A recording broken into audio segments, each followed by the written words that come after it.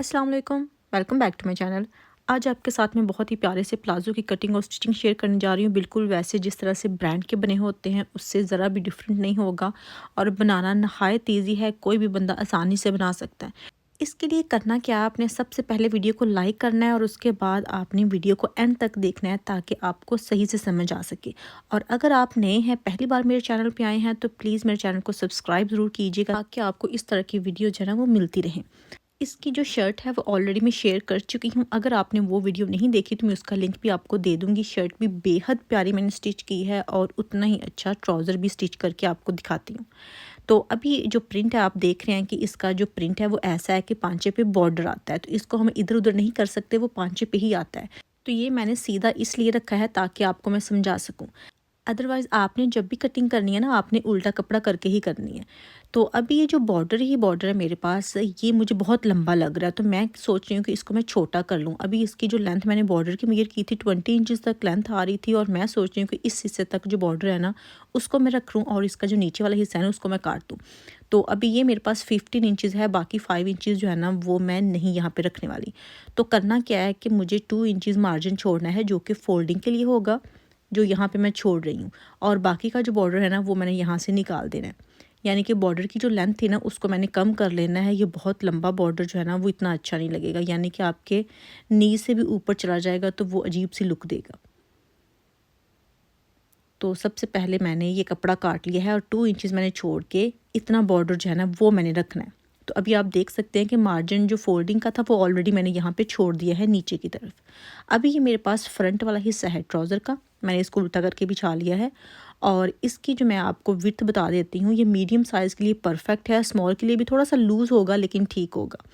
इसकी विड्थ मेरे पास 16 इंचज़ है और ये जस्ट फ्रंट वाले 2 पार्ट्स हैं, यानी कि मैंने इसको डबल फ़ोल्ड किया है लेकिन साइड से नहीं काटा, क्योंकि जब इसकी कटिंग करेंगे ऑटोमेटिकली ये कट जाएगा।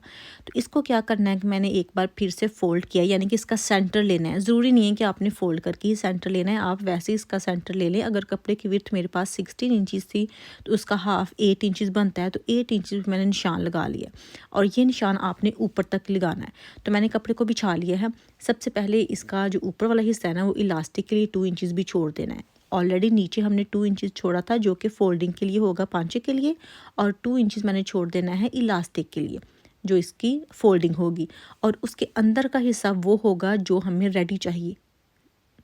और इसकी लेंथ मेरे पास 37 इंचज़ है, यानी कि आपने नीचे भी फोल्डिंग का मार्जिन छोड़ देना है और ऊपर भी फोल्डिंग का मार्जिन छोड़ देना है, और सेंटर में वो कपड़ा आपके पास होना चाहिए जो कि आपको रेडी चाहिए, चाहे आपका 36 इंचज़ है, 37 या 38 इंचज़ है, ठीक है। तो अभी मेरे पास ये सेंटर वाला हिस्सा जो है वो 37 इंचज़ है इसकी लेंथ बचती।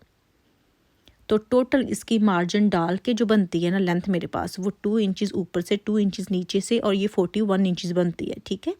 अभी क्या करना है कि मुझे इसको 12 इंचज़ तक वाइड रखना है, ठीक है। टोटल पीस हमारे पास 16 इंचज़ का था लेकिन 12 इंचज़ इसको मैंने चौड़ा रखना है। तो जो सेंटर में निशान लगा था ना, उसके दोनों तरफ 6-6 इंचज़ के निशान लगा लेने हैं, तो वो ऑल टुगेदर 12 इंचज़ बन जाएगा, ठीक है। तो अभी इसकी जो लेंथ है वो भी 12 इंचज़ ही लेनी है। तो इस तरह से आप एक बॉक्स सा बना लें। अच्छा, इस तरीके के साथ कटिंग करना नहायत ईजी है। अगर आप नए हैं, अभी सिलाई सीख रहे हैं, तब भी आपको आसानी के साथ इस तरह से कटिंग और स्टिचिंग जो है ना, वो आ जाएगी जब आप सेंटर निकाल के तो फिर इसकी कटिंग करेंगे। अभी जिस तरह से हमने ऊपर निशान लगाए थे उसी तरह से नीचे वाले हिस्से पे भी निशान लगाने हैं और यहाँ से आपने गुलाई दे लेनी है म्यानी की, ठीक है। और यहाँ से जो एक्स्ट्रा कपड़ा दोनों तरफ है वो रहने दें, उसको आपने नहीं छेड़ना, वो बाद में काम आएगा। तो अभी इसके पांचे की बारी आती है। जो पांचे की विड्थ मैंने रखनी है 14 इंचज़ मैंने विड्थ रखनी है, और 14 इंचज़ का जो हाफ़ है वो 7 इंचज़ बनता है। तो आपने सेंटर से 7 इंचज़ एक साइड पे और 7 इंचज़ से दूसरी साइड पे जब निशान लगा देना है, तो फिर वो 14 इंचज़ ऑटोमेटिकली हो जाएगा। अभी पांचे से लेके ऊपर जो निशान लगा हुआ था हमारा इलास्टिक वाले हिस्से तक, वहाँ तक आपने इसको ये तिरछा जो है ना वो ड्रॉ कर लेना है, यानी कि लाइन लगा देनी है आपने। अभी आप देखेंगे पांचा आपका चौड़ा था, और जब आप उसको ऊपर लेके जाएंगे जो कि हमने निशान लगाया है, तो ऑटोमेटिकली ऊपर से छोटा हो जाएगा और पांचा जो है इसका वो बड़ा हो जाएगा, ठीक है। और इसी तरह से नीचे पांचे से लेके ये म्यानी तक का आपने निशान लगाना है। यहाँ पे कोई भी मार्जिन वगैरह आपने नहीं छोड़ना, सिंपली आपने ये निशान लगाने हैं और इन निशानों पे आपका जो फ्रंट वाला हिस्सा है वो कंप्लीट हो जाता है। अभी सेम इन्हीं जगह पे आपने कटिंग कर लेनी है। आई होप कि आपको फ्रंट वाले पार्ट की सही से समझ आ चुकी होगी। आप पहले वीडियो को एंड तक देख लें, फिर आप अपने ट्राउज़र की कटिंग और स्टिचिंग कीजिएगा। आपको सही से समझ आ जाएगी कि आपने करना क्या है। सबसे आसान तरीका है ये वाला।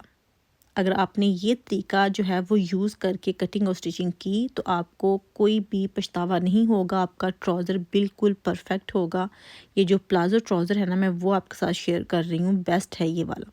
और आजकल आपको पता है कि इनका फ़ैशन भी बहुत है, बहुत इन है इस तरह के ट्राउज़र जो है ना ब्रांड्स पे।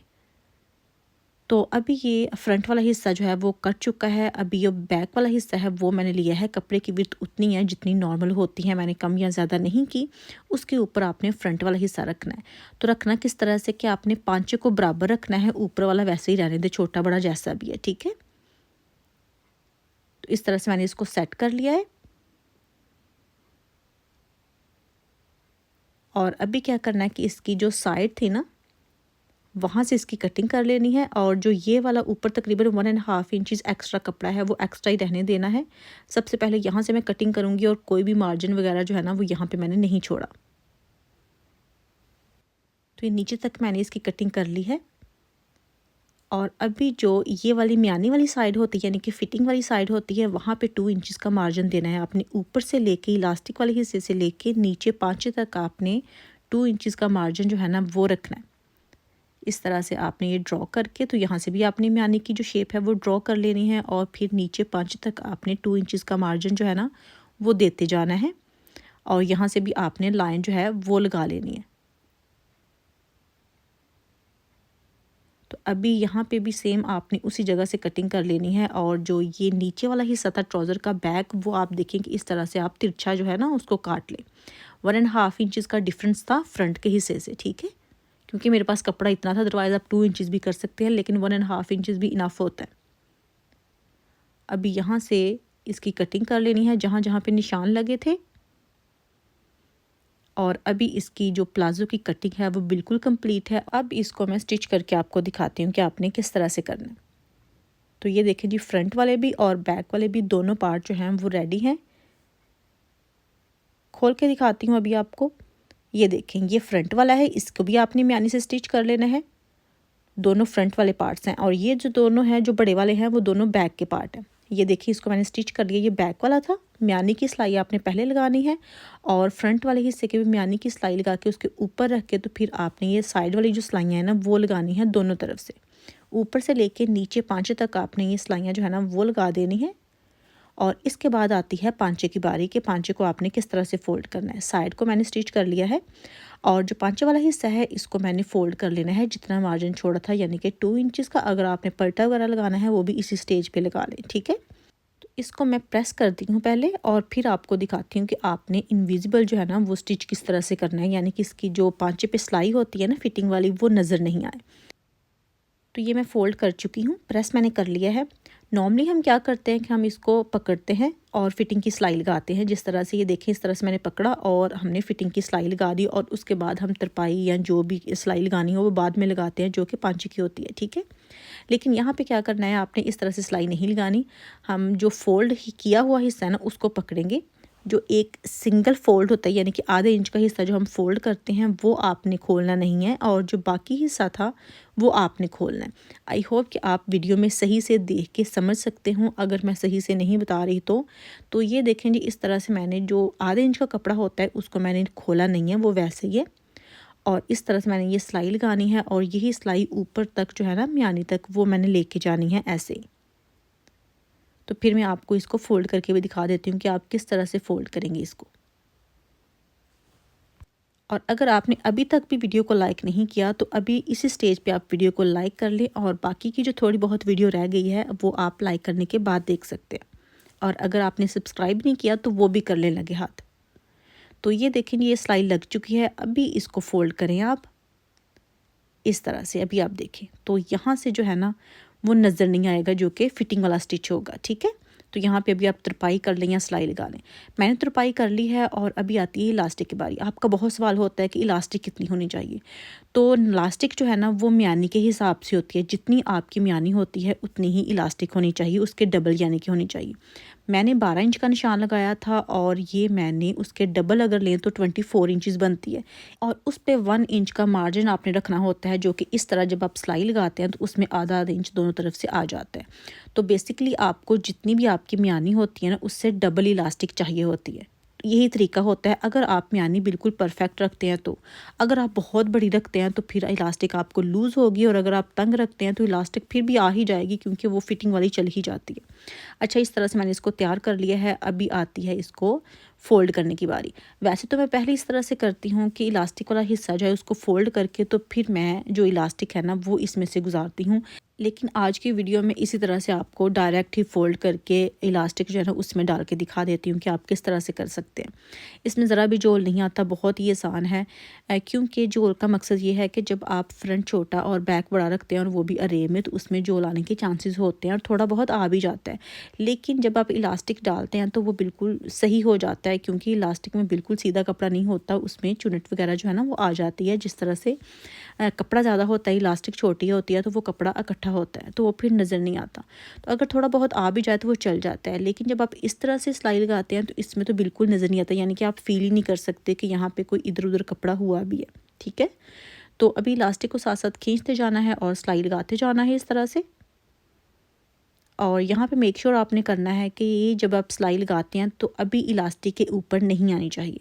इलास्टिक के ऊपर तभी आनी चाहिए जब आपने सेंटर में इसके सिलाई लगानी हो, और बिल्कुल बराबर करके। ठीक है, यानी कि कपड़े को आपने बराबर हर तरफ जो है ना वो फैला देना है, जो कि ऊपर होता है इलास्टिक वाला। मैं फुली जो है ना यहाँ पे इलास्टिक डाल रही हूँ। आप चाहें तो फ्रंट पे बेल्ट और बैक पे इलास्टिक डाल सकते हैं, लेकिन सिंपली मैंने बहुत आसान तरीके के साथ आपके साथ ये कटिंग और स्टिचिंग शेयर की है, इसलिए मैं आपको ज़्यादा कंफ्यूज जो है ना यहाँ पे नहीं करना चाहती। एक बेल्ट आपने डालना है या इलास्टिक डालनी है, वो फिर थोड़ा सा ना और लंबा प्रोसेस हो जाता है। लेकिन इसी तरह से आप जो है ना वो अपना ब्रांडेड ट्राउज़र घर पे बना सकते हैं। तो अभी इसको मैंने कपड़े को स्प्रेड कर लिया है चारों तरफ सेम ही, और फिर इसके सेंटर में मैंने सिलाई लगानी है। और ये सिलाई लगाना ज़रूरी होती है, अदरवाइज़ आपकी इलास्टिक जो है ना वही इधर उधर इकट्ठी होती रहती है। तो अभी बस ट्राउज़र जो है आप देखें कि मिनटों में कंप्लीट हो गया। इसकी कटिंग भी मिनटों की थी और स्टिचिंग भी बिल्कुल ईजी थी, नहायत आसान है, कोई भी यहाँ पे मुश्किल काम नहीं है। और ये देखें जी, अभी ट्राउज़र बिल्कुल कंप्लीट है। अभी इसकी फ़ाइनल लुक दिखा देती हूँ, जो कि कुछ ये है। बेहद खूबसूरत ट्राउज़र बना है और बहुत ही आसान तरीके के साथ, यानी कि ये प्लाजो बना है और बहुत ही प्यारा बना है। ठीक है, ऊपर से भी आप देख सकते हैं इसका फ्रंट जो है वो छोटा है और बैक बड़ी है। और जब आप इस तरह से इसको प्रेस करते हैं तो यहाँ पे अभी कोई जोल, कोई कपड़ा इकट्ठा नहीं हुआ, बिल्कुल परफेक्ट इसकी जो हमने आयरन की है वो हुई है, और स्टिचिंग भी बिल्कुल परफेक्ट है। यहाँ पे आप देख के आइडिया लगा सकते हैं कि कितना नीट बना है ये वाला। ठीक है, और ये जो ऊपर वाला हिस्सा आप बढ़ा हुआ देख रहे हैं वो बैक है। और आई होप कि आपको मेरी आज की वीडियो पसंद आई होगी। अगर वीडियो अच्छी लगी है तो लाइक करना मत भूलिएगा, शेयर कीजिएगा, और आपने कमेंट करके लाजमी बताना है कि आपको आज की वीडियो कैसी लगी। इंशाल्लाह नेक्स्ट वीडियो में फिर मुलाकात होगी। अल्लाह हाफिज़।